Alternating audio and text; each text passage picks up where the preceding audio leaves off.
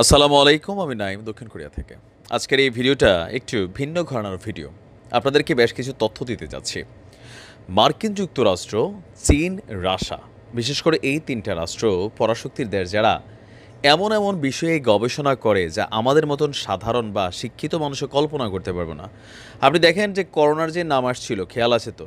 বলা হয়েছিল যে এটা চীনের ইউহান ল্যাবে তৈরি করা একটা জীবাণু, বাট এটা সামহাও সারা পৃথিবীব্যাপী ছড়িয়ে গেছে।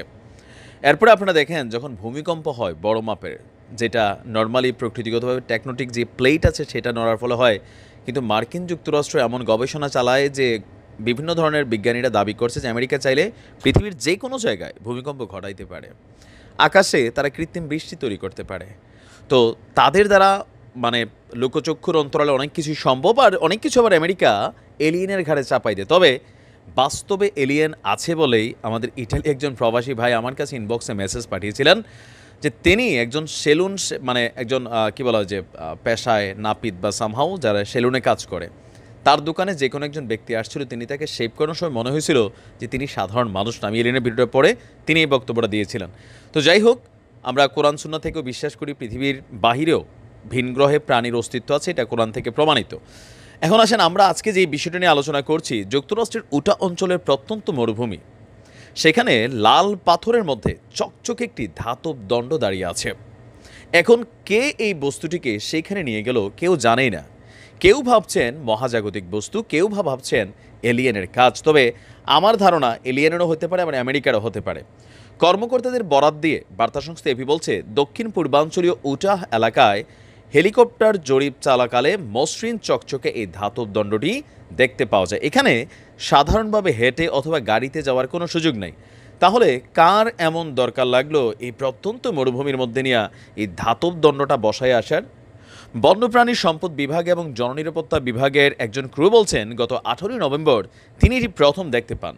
3 কোণের এই ধাতব দণ্ডটি প্রায় 10 থেকে 12 ফুট লম্বা। তবে সেটি কারা এখানে বসালো, এটা নিয়ে এখনও তথ্য আমেরিকা সরকারের কাছে নেই।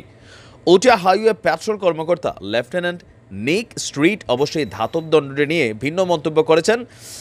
তার বক্তব্য যে এই দণ্ডটি বসানোর পেছনে অবশ্যই কিছু পরিকল্পনা আছে, বাট কারা? ডি মন্টফোর্ড বিশ্ববিদ্যালয়ের অধ্যাপক আইকিউ হান্টার বলছেন, বস্তুটিকে আপাতভাবে মনে হচ্ছে প্রাগৈতিহাসিক সময়ের ভবিষ্যতের একটি টুকরো। মানে ইতিহাস যেখান থেকে রচিত হয় না তাকে বলা হয় প্রাগৈতিহাসিক। যেই যুগ সম্পর্কে আমাদের কোনো ধারণা নেই, লিখিত আছে বাট ওইরকম এটা মানে সূত্রপাত্র অনেক কিছু এখানে তথ্যগুলোতে লেকিংস আছে, সেটাই। সেখানকার ভূপ্রকৃতির সঙ্গে এইটা আবার একেবারেই যায় না, যেটা এলিয়েনদের কাজ। তিনি সিএনএনকে বলছেন, আমরা রহস্য ভেদ করে ফেললে এর আকর্ষণ কমে যাবে। তবে এখন পর্যন্ত এটি তৈরি কিংবা স্থাপনের দাবি কেউ করেনি, আর উটা অঞ্চল কর্তৃপক্ষ এই রহস্যের পেছনে কি তারাও তা জানে না। এখানে নানানভাবে নানান বক্তব্য আসছে।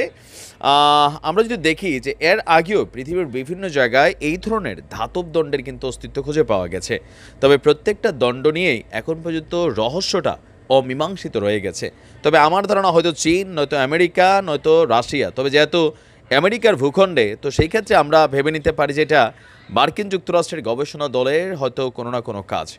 দেখা যাক, হয়তো টুডে টুমরো এটার অর্থ বের হয়ে আসবে, কারণ এরা যে কোথায় কোন জায়গায় কোন গবেষণা চালায় রেজাল্ট আসার আগে সেটা বোঝা যায় না। ভালো থাকুন, আসসালামু আলাইকুম।